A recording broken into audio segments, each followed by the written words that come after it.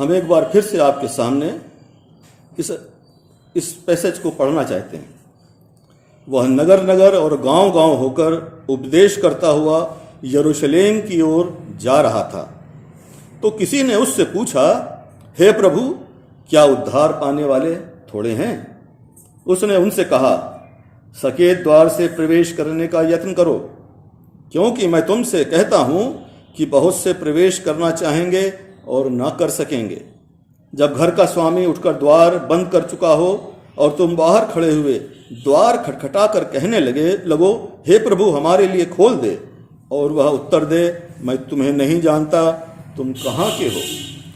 जब तुम कहने लगोगे, तब तुम कहने लगोगे, हमने तेरे सामने खाया पिया और तूने हमारे बाजारों में उपदेश किया।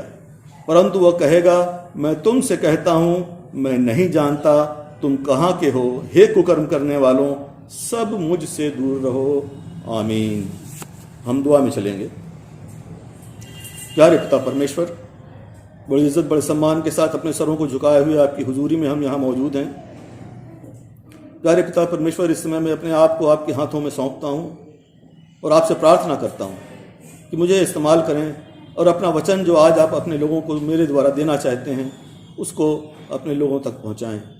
साथ ही साथ प्यारे पिता परमेश्वर, इस वचन के सुनने वाले लोगों को भी आपके हाथों में सौंपता हूँ और आपसे प्रार्थना है प्यारे पिता परमेश्वर, हर एक जन के साथ हो, उनके दिल को खोलें प्यारे पिता परमेश्वर, ताकि वो आपके कलाम की भेद की बातों को समझें और अपने साथ अपने दिलों में लेके जाएं और दूसरों को भी समझाने और बताने वाले हो सकें।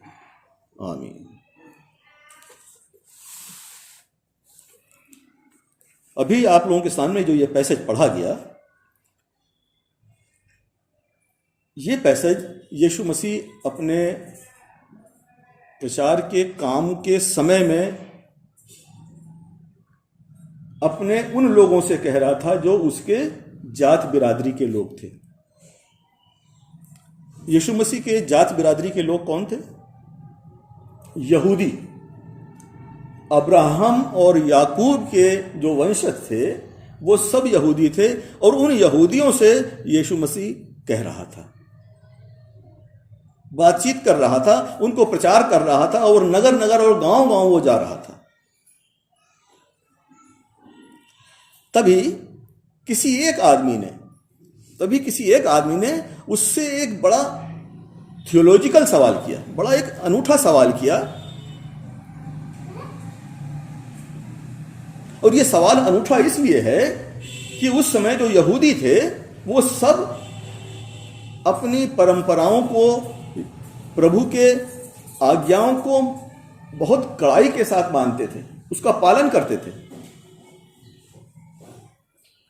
जो भी रीति रिवाज थे, जो भी नियम थे, उन तमाम नियमों को, रीति रिवाजों को मानते थे और उनका यह यकीन था कि हम सब अब्राहम और याकूब के वंशज होने के नाते उद्धार के हकदार हैं। और इस मानसिकता के, इस सोच के बीच के लोगों के बीच में से एक सवाल उठता है। एक आदमी पूछता है, हे प्रभु, क्या उद्धार पाने वाले थोड़े हैं? इसके पीछे की वजह क्या है? इस सवाल उठा कैसे? क्या सवाल करने वाले के मन में कुछ इस तरह की बात थी कि ये जो हम लोग रीति रिवाज मनाते हैं, जिस तरह से हम यहूदी अपना जीवन बिताते हैं, क्या उसके बल पर चल करके उद्धार नहीं पाया जा सकता? ये उस व्यक्ति के पर्सनल, अपने व्यक्तिगत सोच की बात थी और उसने ये सवाल प्रभु यीशु मसीह के सामने रखा, हे प्रभु, क्या उद्धार पाने वाले थोड़े हैं? और यीशु मसीह ने जो उसको जवाब दिया, वो जवाब भी बड़ा अनूठा है। यीशु मसीह ने उसको सीधे सीधे जवाब नहीं दिया कि उद्धार पाने वाले थोड़े हैं या अधिक हैं। वो उससे कुछ दूसरी ही बात करता है, बात को घुमाता है और बात को घुमा करके तब उसको यह बताता है कि उद्धार पाने वाले थोड़े। क्या उसको बताता है? कहता क्या है यीशु मसीह? 24वीं आयत से हम देखेंगे। उसने उनसे कहा, सकेत द्वार से प्रवेश करने का यत्न करो, सवाल क्या है और जवाब क्या है? सवाल है कि हे प्रभु, क्या उद्धार पाने वाले थोड़े हैं? और जवाब क्या आ रहा है? सकेत द्वार से प्रवेश करने का यत्न करो, क्योंकि मैं तुमसे कहता हूं बहुत से प्रवेश करना चाहेंगे और न कर सकेंगे। आगे कहता है, जब घर का स्वामी उठकर द्वार बंद कर चुका हो और तुम बाहर खड़े हुए द्वार खटखटा कर कहने लगो, हे प्रभु हमारे लिए खोल दे, और वह उत्तर दे, मैं तुम्हें नहीं जानता कि तुम कहां के हो।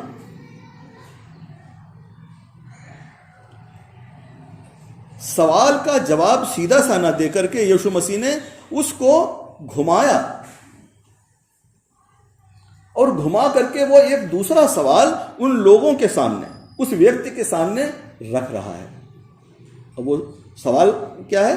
उसी सवाल से मिलता जुलता यह सवाल यीशु मसीह ने पैदा किया, जो सवाल था, हे प्रभु क्या उद्धार पाने वाले थोड़े हैं? यीशु मसीह ने अपने इन बातों के द्वारा यह सवाल उसके सामने रखा, अपने सुनने वालों लोगों के सामने यह सवाल रखा कि क्या तुम उद्धार पाने वालों में हो? क्या तुम उद्धार पाने वालों में हो? और इसीलिए वो इतनी बात को घुमाता है और घुमा के कहता है कि मैं तुमसे कहता हूं कि बहुत से प्रवेश करना चाहेंगे और न कर सकेंगे।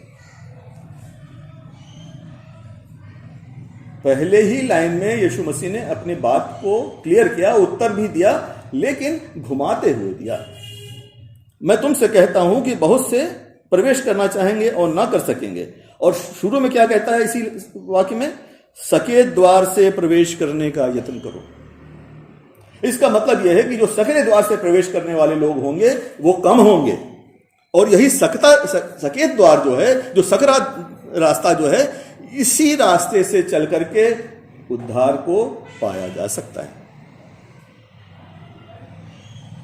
यीशु मसीह ठीक ठीक जानता था कि वो किन लोगों से बात कर रहा है। यीशु मसीह ठीक ठीक जानता था कि मैं इन यहूदियों से बात कर रहा हूं कि जो कि अपनी परंपराओं को मानने में बहुत ही अटल हैं, बहुत ही कड़ाई के साथ अपने नियमों का पालन करते हैं। और वो ये शायद सोचते हैं कि क्योंकि मैं बहुत कड़ाई के साथ सारे नियमों का पालन करता हूं, इसलिए मैं उद्धार का हकदार हूं। यीशु मसीह कहता नहीं। और इसीलिए जब वो यीशु मसीह कहता है कि तुमसे कहा गया है कि व्यभिचार ना करना, तुमसे कहा गया है कि व्यभिचार ना करना, पर मैं तुमसे कहता हूं कि यदि कोई व्यक्ति किसी स्त्री पर कुदृष्टि डाले तो वो व्यभिचार कर चुका। मतलब यह कहने का है कि यीशु मसीह उनके उन विचारों को जानता था। प्रभु जो है हमारे मनों को जांचने वाला परमेश्वर है। हमारे मन में क्या उठ रहा है, क्या क्या भावनाएं आ रही हैं और हम क्या क्या सोच रहे हैं, ये बात ज्यादा जरूरी है।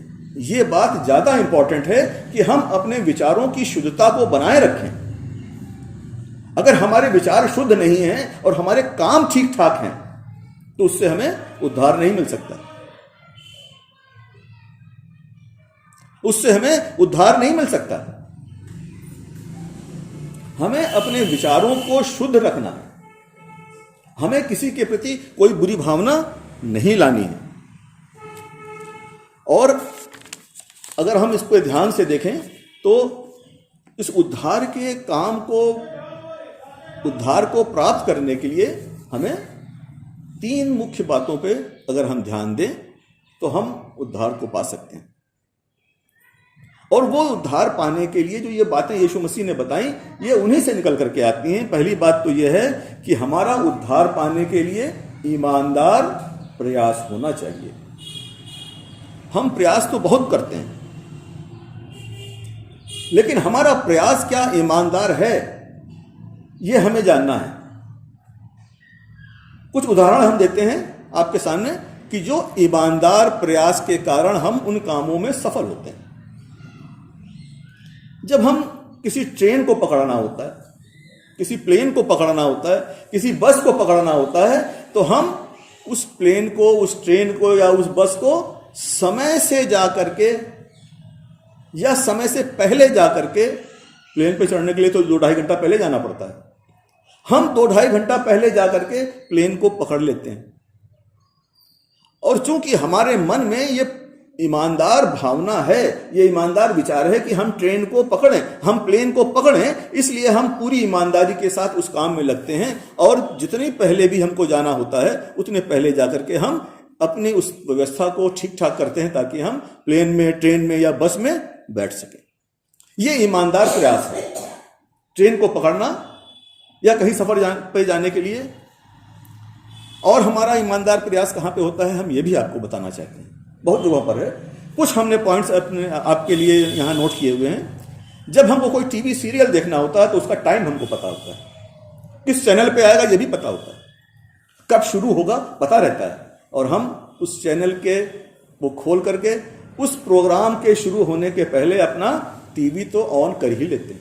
ये एक ईमानदार प्रयास है कि हम प्रोग्राम को देख सकें। प्रोग्राम को देखने के लिए ये एक ईमानदार प्रयास है। जब हमें किसी एग्जाम में बैठना होता है, कहीं परीक्षा में जाना होता है, तो हमारा पूरा ईमानदार प्रयास होता है कि हम उस परीक्षा में जाने के लिए समय से पहुंचें, और हम समय से पहुंचते भी हैं और एग्जाम देते हैं। कभी इंटरव्यू के लिए जाना है तो हमको हमारा प्रयास ईमानदारी के साथ होता है, हम ईमानदार प्रयास करते हैं और उस इंटरव्यू कमेटी के सामने समय से पहुंचते हैं। ये सब काम जो है ईमानदार प्रयास होने के नाते ही संभव है। ईमानदार प्रयास होने के नाते ये सब संभव हो सकता है। अगर किसी बड़े अधिकारी से मिलने का टाइम हमने लिया है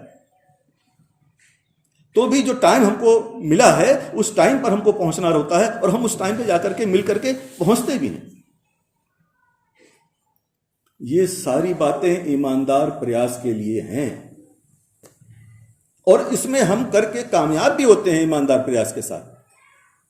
तो उद्धार पाने के लिए भी हमको ईमानदारी के साथ प्रयास करना है। ईमानदारी के साथ हमको उद्धार पाने के लिए प्रयास करना है। यीशु मसीह से एक आदमी ने पूछा था, मैं उद्धार पाने के लिए क्या करूं? मत्ती की इंजील 19वां अध्याय और उसकी 16 से हम देखेंगे।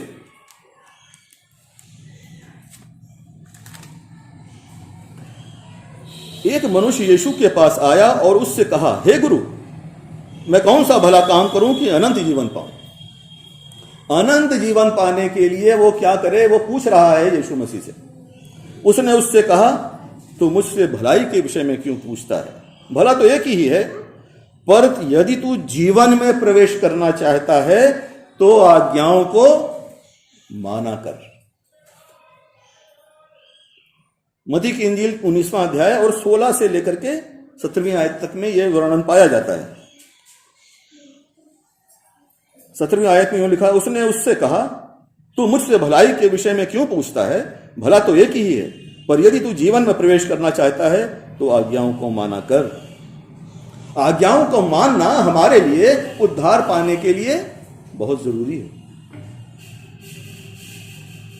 हमको आज्ञाओं को मानना है, और आज्ञाओं को मानने के लिए हमारा प्रयास जो है वो ईमानदार प्रयास होना चाहिए। जैसे और सब कामों को करने के लिए हम ईमानदार प्रयास करते हैं और उसमें सफल होते हैं, उसी तरह से हमको परमेश्वर की आज्ञाओं को, की बताई हुई आज्ञाओं को मानना है। इसी के साथ ही साथ यीशु मसीह से एक जगह पर और एक आदमी ने पूछा, सबसे बड़ी आज्ञा क्या है? यीशु मसीह से पूछा गया, सबसे बड़ी आज्ञा क्या है? तो यीशु मसीह ने उससे कहा, तू अपने सारे मन, सारी बुद्धि, सारे प्राण, सारी शक्ति से अपने प्रभु परमेश्वर से प्रेम कर। सबसे बड़ी आज्ञा यही है। और अगर हम इस आज्ञा को मान लेते हैं तो सारी आज्ञाएं हम मान लेते हैं। और इस बात को बताने के बाद यीशु मसीह उससे एक बात और कहता है, और वो ये कहता है, इसी के समान दूसरी आज्ञा ये है, उसी के समान अपने प्रभु परमेश्वर को सारी बुद्धि, सारी शक्ति, सारे प्राण से प्रेम करने के समान दूसरी आज्ञा है कि तू अपने पड़ोसी से अपने समान प्रेम कर।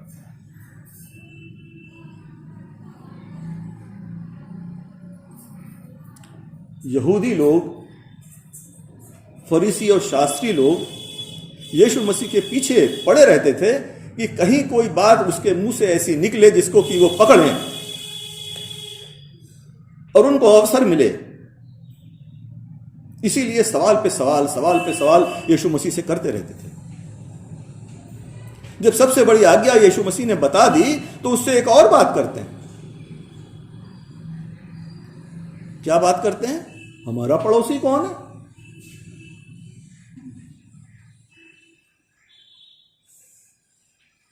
हमारा पड़ोसी कौन है? हमारे चर्च के आसपास जो रहने वाले लोग हैं वो इस चर्च के पड़ोसी हैं। हमारे घरों के आसपास जो रहने वाले लोग हैं वो हमारे पड़ोसी हैं।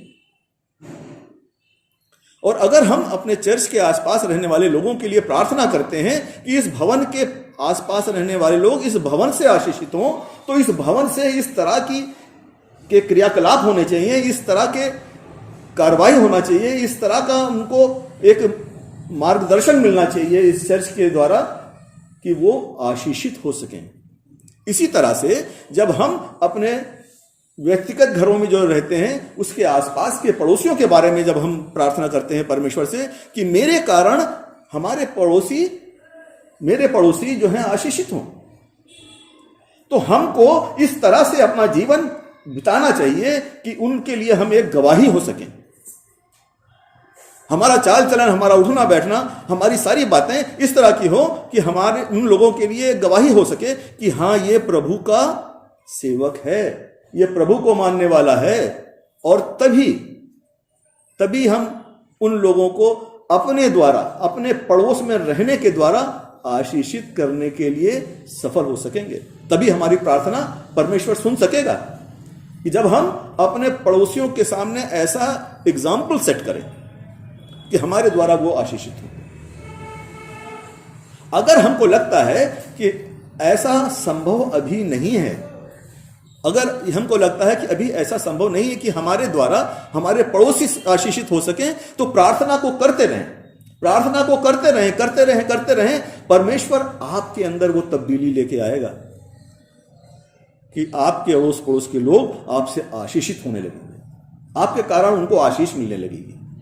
परमेश्वर की आशीष, हमारी किसी को कोई मदद दे देने की आशीष नहीं कि रुपया पैसा या किसी चीज से हमने मदद कर दी और उनको जो है उनका काम निकल गया।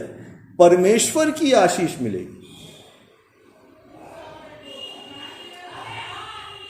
यीशु मसीह से पूछा गया था कि पड़ोसी कौन है, तो यीशु मसीह ने भले सामरी की कहानी उनको सुनाई थी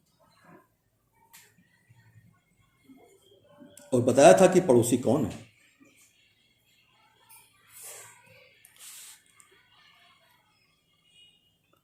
और ऐसा क्यों? हमको ये जो उद्धार पाने के लिए ये तमाम बातें जो मैं आप लोगों से कर रहा हूं, जो आप लोगों को बता रहा हूं, वो किस लिए? कि हम अपने उद्धार को पाने के लिए जो हमारा प्रयास हो, वो प्रयास हमारा ईमानदार प्रयास होना चाहिए। ठीक उसी तरह से जिस तरह से कि हम प्लेन या ट्रेन या बस को पकड़ने के लिए करते हैं, उसके लिए कुछ तैयारी करते हैं, पहले से तैयार होते हैं, मानसिक रूप से तैयार होते हैं, और तब हम अपने उस काम को कर पाते हैं। अगर हमको टीवी सीरियल देखना है तो हम उस सीरियल के पहले टीवी खोलते हैं, ये ईमानदार प्रयास है टीवी देखने के लिए। उसी तरह से ये ईमानदार प्रयास होना चाहिए कि हम उद्धार को पाना चाहते हैं, तो जो बातें परमेश्वर ने हमको बताई हैं उनके लिए हमें, जो उनकी आज्ञाएं हैं उनको मानने के लिए हमें ईमानदार प्रयास करना चाहिए। क्यों प्रयास ईमानदार होना चाहिए? क्योंकि अगर ईमानदार प्रयास नहीं होगा तो हम उस सकरे रास्ते से प्रवेश नहीं कर पाएंगे, क्योंकि वो रास्ता सकरा है, हर कोई नहीं प्रवेश कर सकता उसमें से। तो इसलिए हमें अगर उद्धार पाना है तो हमें एक उद्धार के लिए ईमानदार प्रयास करना जरूरी है।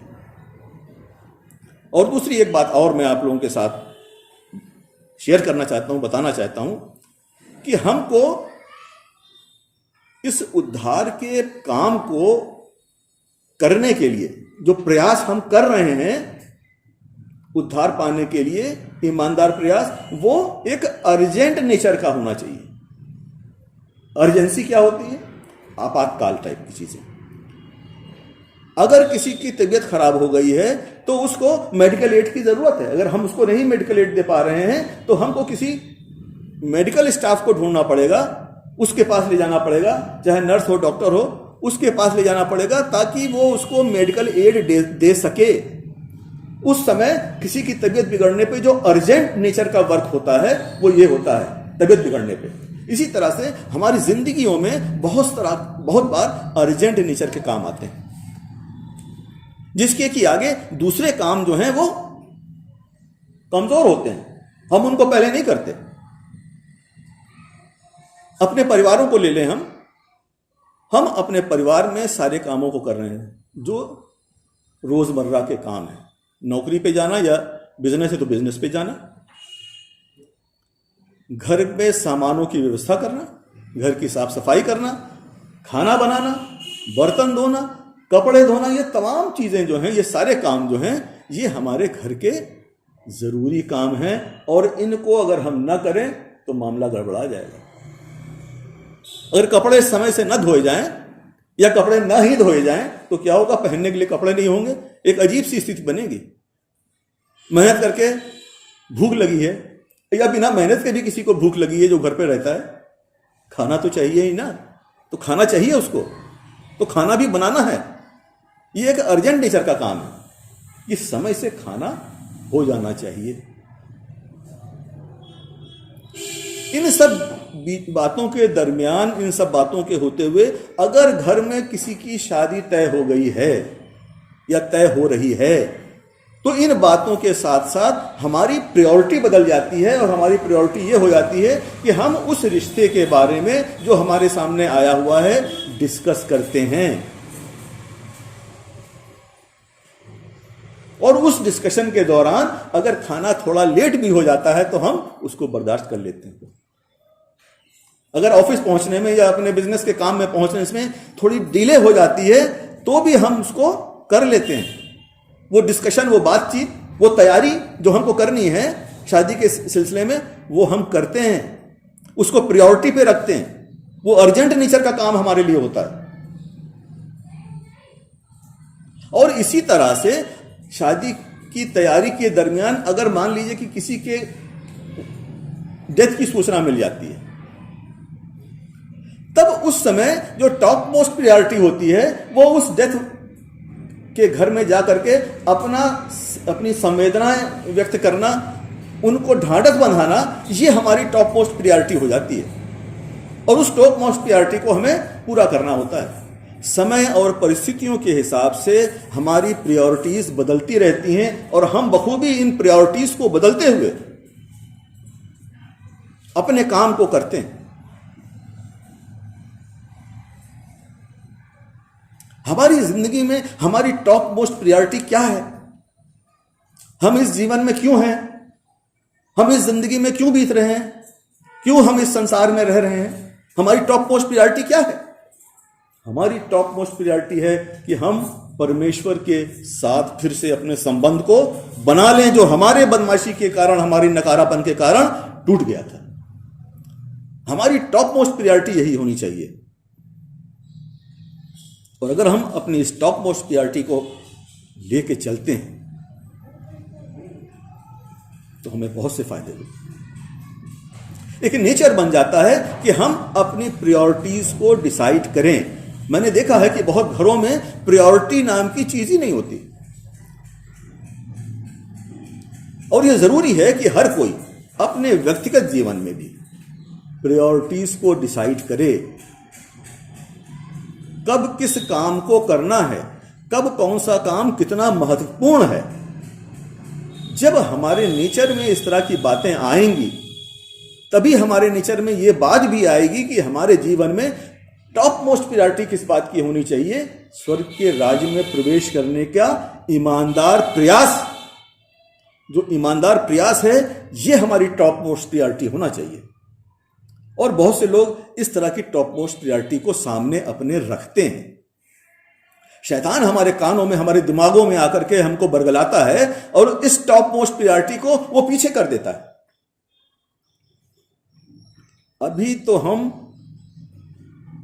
अपने बच्चे की शादी कर लें लड़का या लड़की की शादी कर लें, उसके बाद हम इस काम को करेंगे। कोई छोटा है तो वो सोचता है अभी तो हम बच्चा हैं, अभी हम स्वर्ग के राज में जाने के लिए जो हुक्म बताए गए हैं, जो नियम बताए गए हैं, अपने पड़ोसी को अपने समान प्रेम करो, अभी तो हम इसको नहीं कर पाएंगे क्योंकि अभी हम छोटे हैं, बाद में करेंगे जब बड़े हो जाएंगे। और क्या होता है, जवान सोचता है अरे अभी तो हम जवान हैं, अभी से हम चले जाएं ये सब करने के लिए। और इस तरह से हम अपनी टॉप मोस्ट प्रायोरिटी जो हमारे जीवन में हमारे लिए होना चाहिए, हम उस टॉप मोस्ट प्रायोरिटी को बदल देते हैं। और चूंकि हम अपनी टॉप मोस्ट प्रायोरिटी को बदल देते हैं, इसलिए हम अपने जीवन में उन बातों पे भी ध्यान नहीं दे पाते कि जो हमारे जीवनों में, उद्धार की बात को अगर हम छोड़ दें तो बाकी जो हमारा जीवन है, उन जीवनों में भी हम अपनी प्रायोरिटीज को ठीक से डिसाइड नहीं कर पाते। और इसीलिए हम इस संसार में, इस जीवन में आगे तरक्की नहीं कर पाते। ईमानदार प्रयास, इसके बारे में भी मैं आपसे एक बार फिर से बात करना चाहता हूं। जब हम ईमानदार प्रयास करते हैं तो उसका उदाहरण हमने आपको दिया कि उसके लिए क्या क्या काम हम करते हैं। जब ईमानदार प्रयास हम उद्धार के लिए करेंगे तो उद्धार की बात को अगर हम अलग छोड़ दें और बाकी जीवन को अगर हम देखें तो हम बाकी जीवन में भी ईमानदार प्रयास अपने कामों में करने लगते हैं। हमको अपनी ड्यूटी पे जाना है, नौकरी करना है, तो नौकरी पे फिर क्या है, ईमानदार प्रयास होता है नौकरी करने के लिए। समय से पहुंचते हैं, मन लगा के काम करते हैं, बिजनेस करते हैं, समय से दुकान खोलते हैं, कस्टमर से ठीक से बात करते हैं। ये तमाम चीजें जो हैं अपने काम को करने के लिए एक ईमानदार प्रयास होने लगता है। और अगर हम परमेश्वर के लिए, परमेश्वर के बताए हुए उद्धार को पाने के लिए हम ईमानदार प्रयास नहीं करते, तो हम अपने जीवन में इस प्रयास को अगर छोड़ दें तो बाकी जीवन में भी हम अपने कामों को ठीक से ईमानदारी के साथ नहीं कर पाते। और यही नतीजा होता है कि हम सब कुछ होते हुए भी कुछ नहीं होते।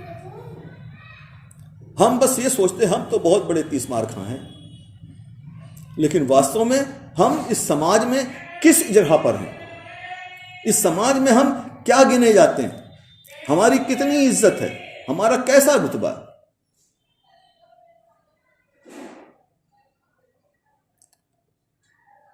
इस संसार में जितने बड़े साइंटिस्ट पाए गए, अजीजों आप जानते हैं वो कौन है? वो सब इस्राएली हैं, सब यहूदी हैं, मैक्सिमम यहूदी हैं। और उन यहूदियों से परमेश्वर यीशु मसीह उनसे बात कर रहा है, उनको यह बता रहा है कि तुमको ईमानदार प्रयास करना है, तुमको अपना अर्जेंट टाइप का नेचर इस काम को करने के लिए रखना है। और परमेश्वर का कलाम हर समय, हर युग में एक जैसा है। उस समय वो यहूदियों से बात कर रहा था कि जो कि अपने धर्म को, धार्मिक परंपराओं को, नियमों को बखूबी मानते थे, उनमें बखूबी चलते थे। आज जब हम इस बाइबल को पढ़ रहे हैं, इन आयतों को पढ़ रहे हैं, तो हम किससे संबोधित हैं? परमेश्वर किससे संबोधित? हम लोगों से, जो हम मसीही कलीसिया हैं, हम जो मसीह लोग हैं, हमसे परमेश्वर आज ये कह रहा है, उद्धार पाने के लिए तुम्हें ईमानदार प्रयास करना है। उद्धार पाने के लिए जो ईमानदार प्रयास का जो नेचर है, जो उसको करने का नेचर है, वो टॉप मोस्ट अर्जेंट टाइप का होना चाहिए। और तीसरी बात, ये हमको ऐसा करना क्यों है कि टॉप मोस्ट अर्जेंट, ये टॉप मोस्ट इंपॉर्टेंट काम ये हमको मान करके चलना चाहिए, सबसे अर्जेंट नेचर का? इसलिए कि स्वर्ग का राज का द्वार बंद होने वाला है। अभी बंद नहीं हुआ, लेकिन ये अभी बंद होने वाला है।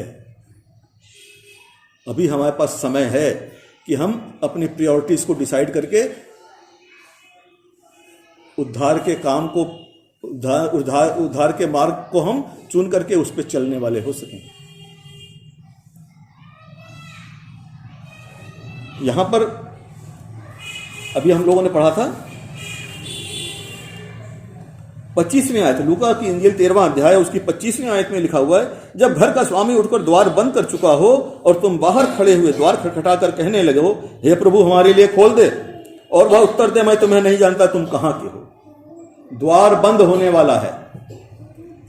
10 कुंवारियों की कहानी भी हमको पता है।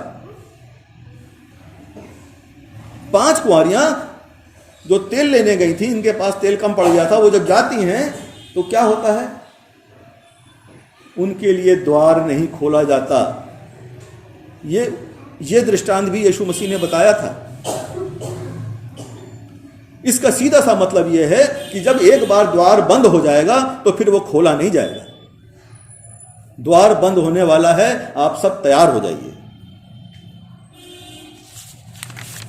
और इसके साथ साथ ईमानदार प्रयास, टॉप मोस्ट अर्जेंट काम, और सबसे महत्वपूर्ण बात जो हमको करनी चाहिए वो ये है अपना आत्मावलोकन, जिसे कि हम कहते हैं इंट्रोस्पेक्शन।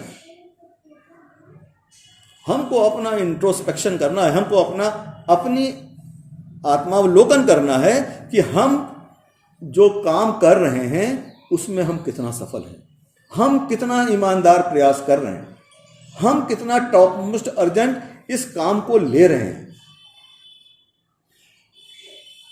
ये कोई दूसरा नहीं बताएगा। चापलूसी में तो सभी कहते हैं, अरे आप बहुत अच्छे हैं, अरे आप बहुत अच्छे हैं, बहुत अच्छे हैं। लेकिन क्या आप इंट्रोस्पेक्शन करके आप ये पाते हैं कि आप बहुत अच्छे हैं? अगर आप पाते हैं कि आप बहुत अच्छे हैं तो इसका मतलब आप पड़ोसी धर्म अच्छी तरह से निभा रहे हैं। उस पड़ोसी का धर्म जिसके लिए यीशु मसीह ने बताया था कि तुम्हारा पड़ोसी कौन है, वो कहानी सुनाई थी, जरूरतमंदों की मदद करना, ये पड़ोसी धर्म है।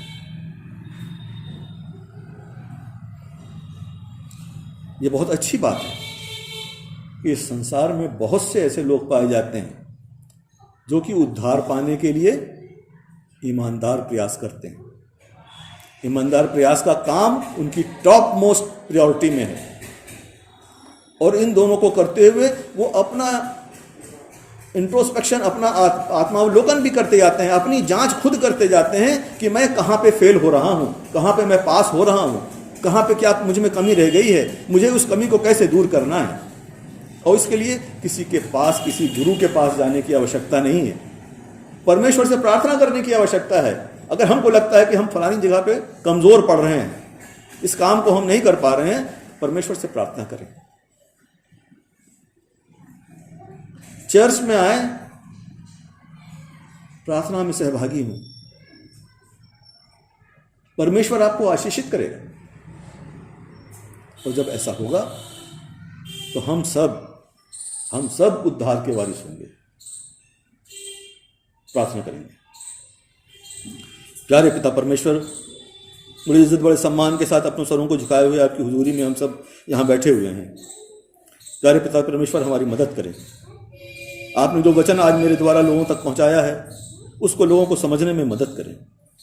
उसको प्यारे पिता परमेश्वर, शैतान जब हमारे दिमाग में इस वचन को सुन करके नकारात्मक विचार लेके आता है, इसके अगेंस्ट में हमारे दिमाग में विचारों को पैदा करता है, परमेश्वर उन नकारात्मक विचारों को हमारे दिमागों से, हमारे दिलों से निकाल दें, ताकि हम परमेश्वर की इस कलाम को अपने अंदर ग्रहण कर सकें और दूसरों को भी इस कलाम को पहुंचाने वाले हो सकें। आपके प्यारे बेटे यीशु मसीह के नाम से मांगते हैं, आमीन। हम अपने प्रार्थना के सभा के अंतिम चरण में पहुंच रहे हैं और हम लोग एक गीत गाएंगे, गीत नंबर 96। चंदा लिया जाएगा इस गीत के साथ साथ, और मिस किरणडीन से रिक्वेस्ट है कि इस चंदे के लिए वो प्रार्थना करेंगी। डिब्बा यहाँ रखा है, जिसको चंदा डालना हो वो यहाँ आकर के चंदा डाल सकता है। गीत नंबर मोटी गीत की किताब से 96।